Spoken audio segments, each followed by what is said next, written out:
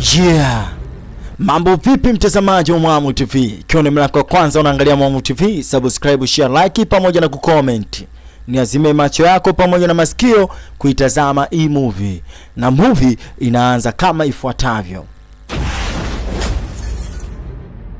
Kuna jumba moja hivi kubwa la kifahari, tajiri Maxwell akiwa anazozana na mpenzi wake ambaye anaitwa Ayal. Yaani Maxwell amechoshwa na hayo mahusiano, hataki tena yani waendelee. Wakati huo Ayal anataka mahusiano hayo yaendelee. Sasa Ayal ikafika stage ikabidi amuulize mwamba, au umeweza kumpa mimba mtu mwingine huko? Yaani umenichiti, umetoka na mwanamke mwingine, umempa mimba huko na ndio maana unihitaji mimi, unataka kwenda kumuoa. Lakini Maxwell anakataa.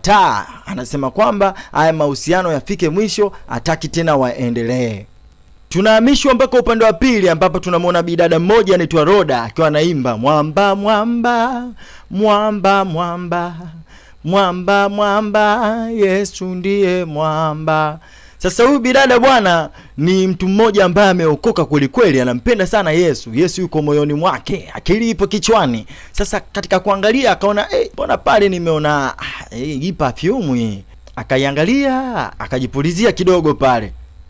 Mbona inanukia kama kuzimu hivi? Hainuki kama kiunguungu. Akaangalia vizuri akasema hii ndo foundation. Eti foundation. Sasa badala kusema foundation yao yani msingi wao uwe kwa Mungu, yeye anahangaika na mafoundation ya dunia. Sasa ndipo ambapo akawa anaingia huyo bidada anaitwa Fiona. Nimerudi. Mbona nilikutumia message? Basi huyu bidada akasema kwamba amefunga kavu yani. Sasa huyu Fiona akawa anamuuliza, mbona sikuelewi huyo? Mimi nimefunga. Sitaki kuona dhambi, masuala ya mapenzi. Simu iko mkononi yani. Itaninajisi. Sasa upande wa pili tunamwona huyu bidada jina lake anaitwa Scarlett. Sasa huyu Scarlett ndio babake anaitwa Maxwell. Yaani Maxwell ana mtoto mkubwa kweli kweli. Alipofungua mlango huyu bidada Scarlett akakuta shangazi yake ambaye anaitwa Masa ndo kafika muda huo. Sasa shangazi Masa akafika akakaa hapo akamuuliza Scarlett, babako yuko wapi? Scarlett akajibu baba amesafiri.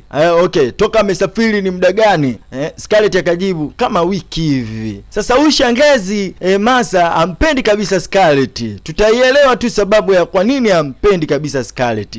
Akawa anamwambia Scarlett kwamba wewe ndo sababu ya babako aoi kabisa yani. Usipokaa mbali na baba yako, unajua nitakachokifanya? Nitafanya maisha yako yaonekane kama vile uko kuzimu, na maanisha kuwa wewe msichana wa jehanamu. Umenisikia? Basi shangazi yule akaamua kuondoka zake muda huo. Scarlett anaogopa kweli kweli. Sasa upande wa pili tunamwona huyu bidada ambaye ni Fiona akiwa anahangaika kupaka makeup zake. Sasa Roda ambaye ndo mlokole sana akaamka bwana kutoka usingizini. Akawa anamuuliza unajiandaa unaenda wapi? Basi huyo Fiona akawa anasema kwamba anataka kwenda kwenye party fulani hivi. Roda kicheki muda anaona muda umeenda kweli kweli. Sasa Roda akaamua kujitoa ufahamu sasa kama dada, kwa sababu huyu ni mdogo wake na rafiki yake. Ikabidi aende kufunga mlango kwamba huyu Fiona leo atoke aendi popote. Sasa Fiona alikasirika kweli kweli. Ikabidi amchane makavu pale Roda kwamba wewe mimi nakulisha usisahau. Hapa unakula, unalala, kila kitu unachoona na kifanya kwenye hii nyumba ni kwa sababu ya kazi naoifanya. Yaani Fiona yeye ni kahaba yani, anajiuza dada poa. Sasa Roda hapendi kama mtumishi wa Mungu, hapendi kabisa. Upande wa pili tunamwona Scarlett ameenda kumpokea baba yake kwa raha kweli ana furaha. Wakati huo Maxwell ndo anaingia na gari yake. Mtu na baba yake basi wakakumbatiana pale nini. Basi mwamba ikabidi amwambie bidada pale ambaye ni mwanae kwamba kuna zawadi amemletea. Mwamba kaingia kwenye gari kachukua zawadi sasa ili ampe binti yake. Basi binti kuangalia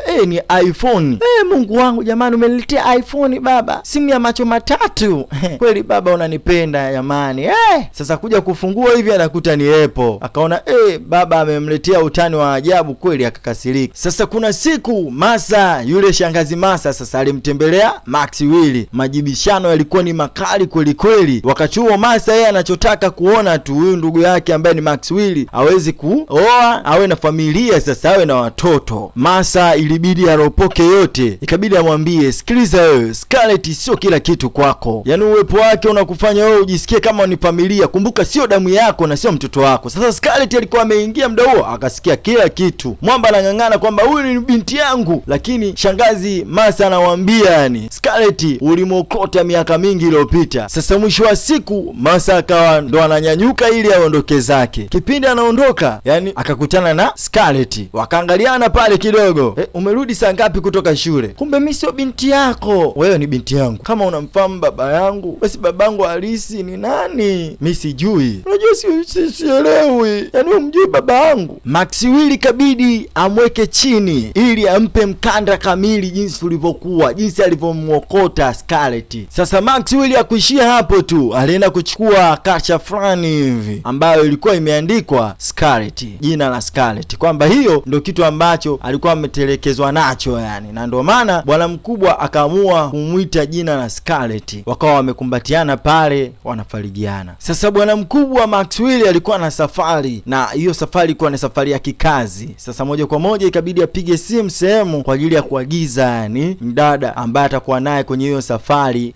Sasa upande wa pili, huyo bidada ambaye Fiona ameshatoka huko Ghana, anasema hii safari ilikuwa ni nzuri sana. Mtazama, nimenunuliwa vitu vya bei ghali. Unaona wigi hili brand kabisa. Sasa wakati huo Roda akawa anaona wivu tu yani, maana vitu ni vya bei ghali, amenunuliwa viatu, mikoba. Sasa ghafla Fiona akapigwa simu, akapewa dili kwamba Ijumaa kuna safari. Akaja kukumbuka kuwa ana safari pia siku hiyo hiyo Ijumaa kwenda London. Sasa moja kwa moja inabidi agairishe. Sasa kipindi anachukua simu yake ili atume maelezo kwamba hata kikwenda huko Abuja, mara Roda akasema hiyo safari yeye ataenda. Sasa bidada Fiona akawa anajiuliza, akamuuliza, hivi wewe unajua nini kuhusiana na masuala ya udada poa yani escorting, kusindikiza mtu yani? Roda akasema yeye hiyo safari ataenda tu. Yani Fiona alicheka kweli kweli, mlokole tena leo hii anataka kufanya hizi shughuli, mbona pambe. Sasa Maxwell akawa ndo anamsubiri huyo bidada ambaye ndo escort wake yani. Anapiga simu anauliza uko wapi?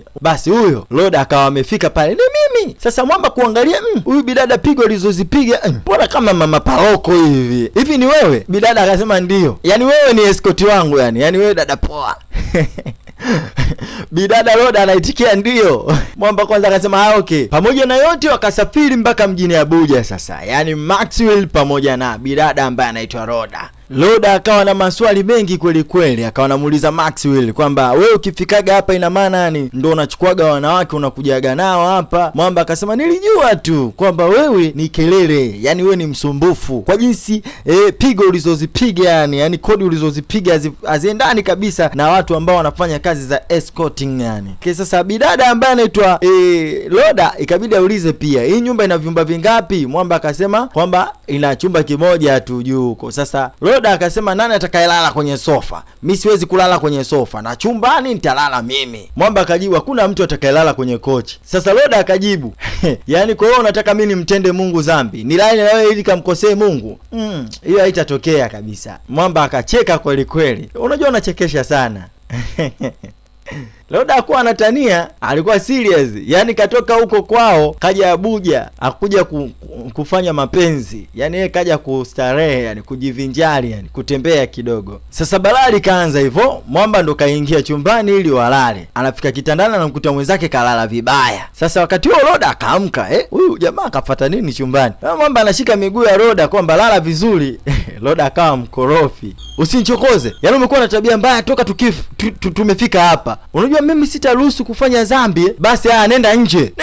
Nenda mahali pengine. Nataka nilale na mimi. Mwamba akawa anashusha suruali. Bidada, Yesu Mungu wangu. Kajificha kabisa. Sasa bwana mkubwa Maxwell anamvuta kitandani. Roda akakimbia nduki, kajificha kabisa uso wake asione chochote. Roda akachomoka zake kafika mpaka sebleni sasa. Weka Biblia pembeni. Kakosokoswa.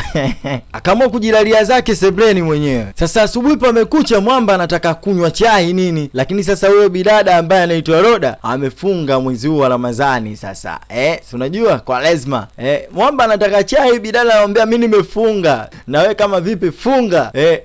Sasa kuna muda Maxwell yuko na marafiki zake ambao ni wafanyabiashara wenzake wanakula. Sasa kipindi wanaendelea pale wanapiga na stori zao za biashara nini, mara ghafla asitokee Roda. Basi Roda pale akaanza mahubiri yake pale, hajatambulishwa vizuri. Yani Maxwell alitaka kumtambulisha, lakini sasa jamani mmeyatoa maisha yenu kwa Jehova Yesu Kristo. Zile kelele kelele za Roda zikafanya wafanyabiashara wenzake na bwana mkubwa Maxwell waweze kuondoka zao tu. Yani muda huo Maxwell alijitahidi kumnyamazisha, lakini washikaji zake wakamwambia bwana Max, acha tuondoke sisi bana. Wakaamua kuondoka zao. Kumbuka Roda bwana ni mgeni kabisa Abuja, lakini sasa akajifanya kielele, katoka na ubili injili mtaani. Tena ana force kabisa yani. We mpokee Yesu, fanya awe Bwana na Mwokozi wa maisha yako, nisikilize, nakupa neno la Mungu lenye nguvu. Sasa yule bidada kumbe alikuwa anasubiria taxi muda huo. Gari kasimama pale, akaamua kuingia kwenye gari. Sasa Roda naye kielele chake kikamfanya naye apande kwenye gari. Bado yani Roda alikuwa anasoma Biblia nzima, anamsomea bidada huyo mpaka aokoke na kwambia. Lakini huyu dada hataki, anamwambia mbona unanilazimisha isi? Maisha yangu mimi ni maisha yangu. Wewe maisha yako yawe kwa Kristo bwana wewe. Lakini bidada hataki kabisa. Sasa mwisho wa siku yule ambaye alikuwa anahubiriwa injili akawa ameshafika, akashuka zake, kalipia hela yake, huyo anaondoka zake, akabaki Roda. Sasa Roda akiangalia mazingira yako tofauti. Unajua nilikuwa najaribu kumhubiria afu na binti mwenyewe mkaidi, nikajikuta nimepanda kwenye gari. Kwa sijui huyu mtani wapi huu. Wewe nipe pesa yangu bwana. Sawa, unaweza kunirudisha afu tafadhali na kuomba. Unaweza kujaribu kunirudisha tu mahali pale ambako ulikonitoa mwanzo. Basi ikabidi tu Roda ashuke na mwamba ikabidi amlazimishe tu ashuke huyu bidada kwamba yeye anaendelea mbele. Sasa Maxwell akapigwa simu na Roda. Afu Roda anasema kwamba amepotea na ajui wapi alipo. Max ikabidi amuoji vizuri kwamba unasemaje umepotea yani. Sasa Max kwa sababu yeye ni mwema kidogo ikabidi aende mtaani kumtafuta huyo Roda. Akawa anamuulizia basi kwa watu tofauti tofauti kama watakuwa wamemuona tu. Hatimaye Maxwell akakutana na kijana mmoja hivi. Alipoonyesha tu picha ya Roda, basi huyo mwamba akasema nimemuona upande ule kule mbele kidogo. Kweli Roda amekaa kishingo upande na kwambia yani yuko na huzuni kweli kweli yani. Basi alipoiona gari ya Maxwell ikabidi asogee alipo Maxwell. Sasa Maxwell akamfuata, akamuuliza nini kimetokea? Twende kwenye gari. Hii ni sehemu ya kwanza, basi tukutane katika sehemu ya pili na itapandishwa hivi karibuni, au sio? Asanteni na chao.